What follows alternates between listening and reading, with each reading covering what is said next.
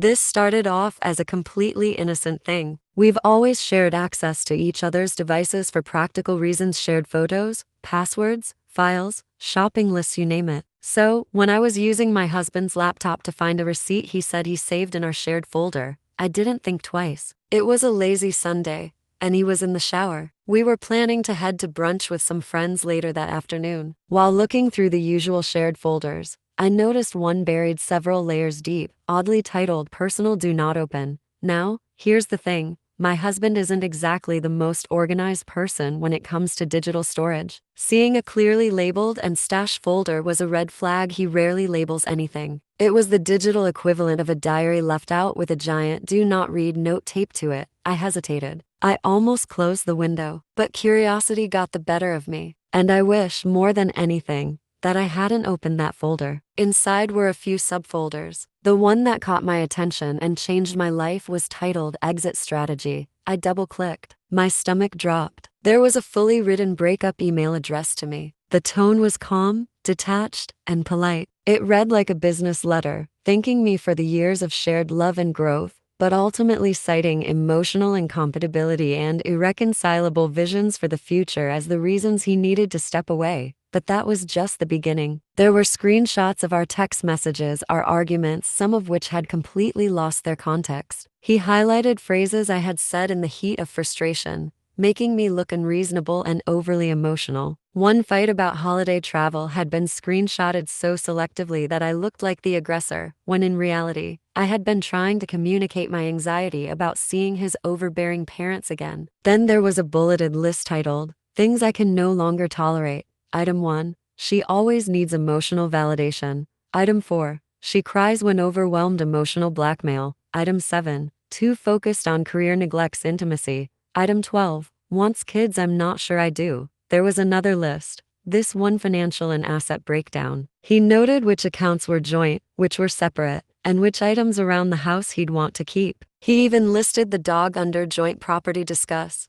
But the worst part, a folder labeled evidence. Inside were photos of me crying taken during a fight, without my knowledge. There were voice memos he had secretly recorded where I was venting in anger or sobbing in stress. They weren't flattering. I sounded tired, defeated, human. To say I was blindsided is an understatement. We've been together for 7 years, married for 3. I met him when I was 23 and still figuring myself out. He was 26, confident, funny, driven. We worked in the same co-working space, and what started as daily coffee breaks slowly turned into after-work drinks, then weekends together, then moving in after a year. Our early relationship was like something out of a movie. He made me laugh more than anyone ever had. He made me feel safe in ways I had never felt before. I had come out of a series of exhausting, emotionally distant relationships, and he felt like my reward for surviving all of them. I supported him when he quit his marketing job to start his own business. He encouraged me when I went for my master's in counseling, even picking me up from late-night classes with hot chocolate in hand. We were, in every visible way, a power couple. Our friends called us that. We had a rhythm,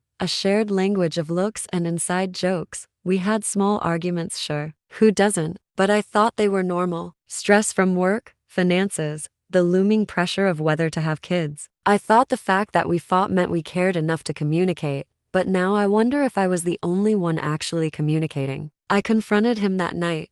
I waited until after dinner. He was relaxed, sitting on the couch watching a YouTube video about coffee roasting techniques. I sat across from him, laptop on my lap. I found a folder on your computer, I said. His face changed in an instant. He sat up straighter. Which folder? Exit Strategy. Silence. Then color drained from his face. It's not what you think.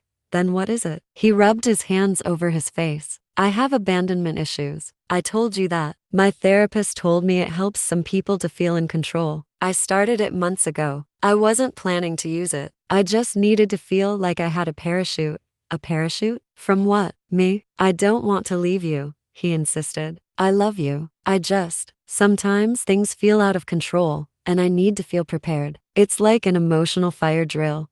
I stared at him, stunned. You took pictures of me crying. You recorded me without my consent. I know, he said quietly. That was wrong. I just thought if it ever came to that, I'd need to protect myself. I couldn't believe what I was hearing. He tried to spin it like this was somehow protective, even considerate. "You should be relieved," he said. "It means I care enough to prepare." That sentence will haunt me forever. A week passed before we had another serious conversation. I was staying at Rachel's to get space, but I knew we had to eventually face this. He finally came to therapy with me. He broke down in tears during the first session, finally expressing the deep-rooted fear that I would someday leave him. His father walked out when he was 12, and it left scars he never dealt with. The therapist helped him see that documenting evidence and writing a breakup letter wasn't preparation, it was preemptive sabotage. I explained how betrayed and violated I felt. The photos, the recordings, the list of my flaws, they weren't just items on a spreadsheet. They were intimate moments he turned into ammunition. We agreed to begin intensive couples counseling, as well as individual therapy. It wasn't easy. He deleted the folder, not just from his computer, but from the cloud backups too. In front of me, we created a shared journal, one where we wrote letters to each other weekly, addressing our feelings without confrontation. We rebuilt our connection through tiny acts of vulnerability, morning coffee together, walks after dinner, revisiting places we used to love. I didn't forgive him overnight. Some days I still flinch when I see him open his laptop, but every day, we choose to try again. Not because it's easy, but because what we had was worth salvaging. And slowly, we're finding our way back to each other, together. Just when I thought we were truly healing, something happened that reopened every wound. It was a Wednesday evening. I had just returned from therapy alone this time, since we were alternating solo sessions. He was in the kitchen, smiling, cooking dinner. It felt normal, warm. I even allowed myself to believe we were finally getting back to us. But while scrolling social media later that night, I noticed a tagged photo from a local event I didn't know he had attended. It was from the previous weekend when he told me he was meeting a friend for coffee. In the photo, he was at a wine tasting event, not with his friend, at least not the one I knew of. He was standing beside a woman I didn't recognize. They were laughing, leaning close mid-toast. It looked intimate. My heart started to race. I clicked the profile of the woman who posted it. Her page was mostly private, but her bio had a small business link, a graphic design studio. The name struck me. He had mentioned a collaboration with a new designer just a few weeks earlier. I confronted him. His face went pale again. "She's just a designer I'm working with. She invited me to the event to network. I didn't think it was a big deal. Why didn't you tell me the truth about where you were?" He fumbled. "I didn't want to make you uncomfortable. After everything, I thought you might overreact." I stared at him, my chest tightening. "So instead, you lied to me? Again?" He tried to say it wasn't a lie, just an omission. But after everything we'd been through, after all the therapy, the confessions, the vulnerability, this felt like another betrayal. He swore it was innocent, that nothing romantic happened. But the secrecy, the lack of transparency, it broke something in me all over again. I packed a bag and left that night, back at Rachel's. I cried harder than I had since discovering that damn folder. How could he claim to be rebuilding trust while keeping secrets? How do you trust someone who prepares for your departure while smiling in your face? And now I have a choice to make again. Stay and try to rebuild from rubble once more, or leave before he has time to rewrite the ending. This time, I'm the one preparing for the worst. Only now, it's not a folder, it's a decision, and I don't think he'll see it coming. Just as I was preparing to call my lawyer to discuss next steps, Rachel walked into the room holding her phone. "You need to see this," she said, her eyes wide. It was a screenshot from a Reddit post, titled,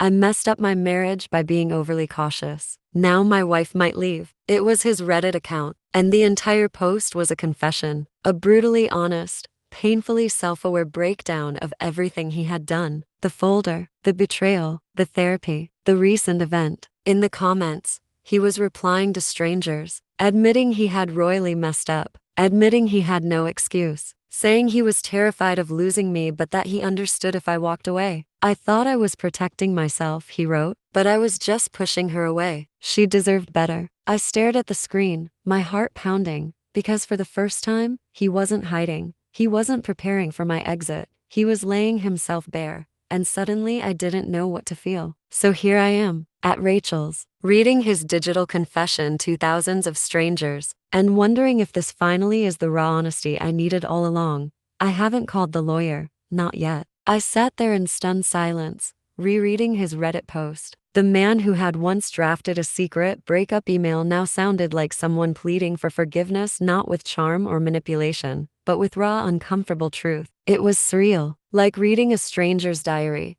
but realizing it was your own husband laying himself bare for an audience of anonymous voices. The top comment read, "Dude, you didn't just sabotage trust, you dismantled the foundation. But the fact that you're even admitting this here, publicly, might mean there's still a version of you worth fighting for." Another said, "If your wife ever reads this, I hope she knows she's not crazy. You hurt her deeply, but honesty is a good start. Only she gets to decide what happens next." I was shaking, not with anger, not even with sadness, but with something that felt dangerously close to hope. Because I saw something in his words I hadn't seen in months, fear, not of losing control, but of losing me. I didn't sleep much that night. I lay awake on Rachel's couch, my mind a hurricane of memories, questions, and moments. I thought about the first time we slow danced in our kitchen. I remembered the time he brought me flowers after my first failed therapy session. I remembered the night we curled up watching The Office reruns after I lost a job offer I'd worked so hard for. But I also remembered the folder, the list, the emotional blackmail label, the lie about the wine event. By sunrise, I still didn't have answers. But I had one thing, the urge to talk, not yell, not accuse, just talk. I showed up at our apartment unannounced. He opened the door looking like he hadn't slept either. His face dropped when he saw me, but not with panic, with something deeper, like he'd already accepted whatever answer I was bringing with me. I stepped inside quietly. "I read your post," I said. His eyes welled instantly. "I didn't know if you'd see it. I didn't even post it for you. I mean, I did, but I didn't think you'd actually." "It was honest," I interrupted. "More honest than anything you've said to me in months." He nodded, voice cracking. "It was the only way I knew how to say it all without hurting you in the moment." "You already hurt me," I said. "The damage was done." But reading that, it felt like for the first time, you weren't justifying it. You were just admitting it. He swallowed hard. "I'm sorry. I'm so sorry." We sat down at the table, the same table where we'd shared 1,000 meals and a few silent dinners during our toughest months. "I don't know if I can trust you again," I said plainly, "but I also don't know if I'm ready to walk away." His eyes flickered. "I'll wait. I'll go to therapy every week. I'll sleep on the couch. I'll do whatever it takes. I don't want to lose you. Not like this." I was quiet for a long time before replying. "I want space, real space, not just sleeping apart. I want to live somewhere else for a while. If we rebuild anything, it'll be with full awareness, not from guilt or nostalgia." He nodded. "Whatever you need.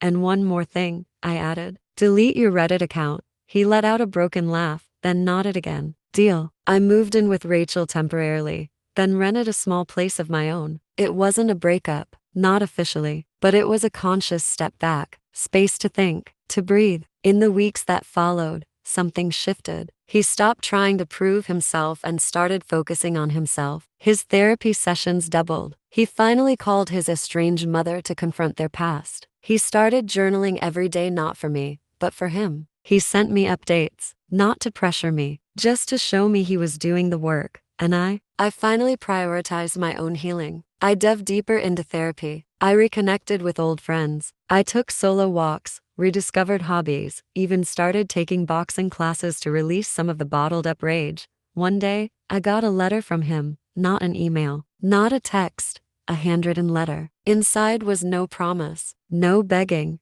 just a paragraph that said, "If you never come back, I'll understand. But if you ever do, I'll be here." Not with a folder, not with a plan, just with open arms and no expectations. Weeks passed after that letter. I carried it in my purse, read it more times than I could count. It wasn't grand or poetic, it was honest. And that's what made it so powerful. One Saturday morning, with no plan, I drove back to our neighborhood. I parked down the street and walked along the sidewalk we once used to wander, hand in hand, debating movie plots and dinner recipes. The maple tree on our front lawn had turned a rich orange, shedding leaves onto the walkway. It felt like both a beginning and an end. I knocked. He opened the door like he'd been expecting me, not hopeful, not anxious, just present. "I brought muffins," I said, Holding up the small paper bag, he smiled. A small, real smile. Want coffee with that? We didn't cry. We didn't talk about the past, at least not yet. We just sat together at the kitchen table. The same one where we'd shared meals and tears and arguments and silence. Hours passed. Eventually I spoke. I want to come home, but only if we keep doing the work together. His eyes softened. That's all I want. We took it slow. Counseling continued. Trust didn't magically reappear, but it had room to regrow.